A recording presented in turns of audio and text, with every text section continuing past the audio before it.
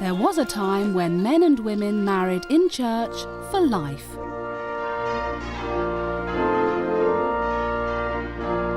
But over the past decade, the traditional white wedding has had an identity crisis. At one point, all weddings were religious, and now fewer than 1/3 are, and increasingly few take place in the Church of England. Leaving wedlock on shaky ground. You know, love and marriage go together like marriage and divorce. The marriage of commerce and ancient custom, it seems, is not a happy one. Consumerism has become the god, or at least the arbiter of taste. Everybody, I think, now approaches their wedding as though it's going to be reported in Hello magazine. For some, weddings are offensive, archaic, and have no place in today's society. The idea of the wedding as a big consumerist extravaganza, I think it's at best a waste of money and at worst quite odious.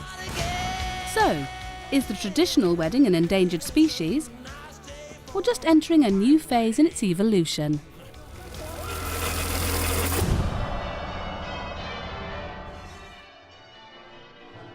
Slow, slow, quick, quick, slow. As they learn to dance in preparation for their big day, Neville and Natasha represent a fairly typical modern couple.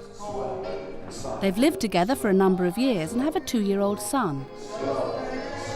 Now in their early 30s, they want to tie the knot. Financially independent, they are set on creating a day to remember.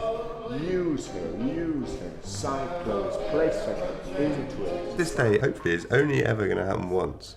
It will only ever happen once. Yeah, and it's got to be perfect because it's the biggest day of our lives. Yeah. And I don't want sort of like in 10 years' time you to say, oh, we could have done it this way and that would have been better. I want this to be something that you can never fault. Yeah.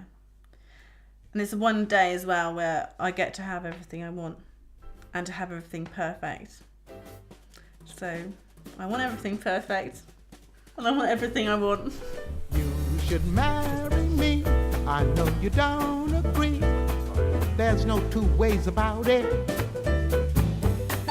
We will follow Neville and Natasha's wedding preparations as they walk a well-trodden path through the niceties of taste and legality.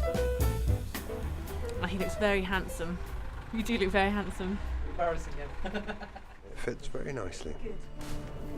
Of course, every couple want a perfect day. But in the contemporary world, the pursuit of perfection is often at the expense of all apparent reason. I think the idea that once a couple who may seem like the most sane, well-adjusted, well-balanced couple in the world announce that they're getting married, they kind of flip into these roles where the man stands back and says, ha ha ha, I don't know anything about what's going on, ha ha ha ha, it's all up to her. It's her big day. And she walks around like a literal lunatic, having gone from wanting to do what seems quite sensible, which is get married, to put on this kind of performative extravaganza, which is her wedding. And she turns into a kind of a despot. And it's indulged entirely by the people around her. Nobody says, what are you doing? Why are you acting like this? It's kind of taken as this kind of tradition of rather sort of grotesque femininity.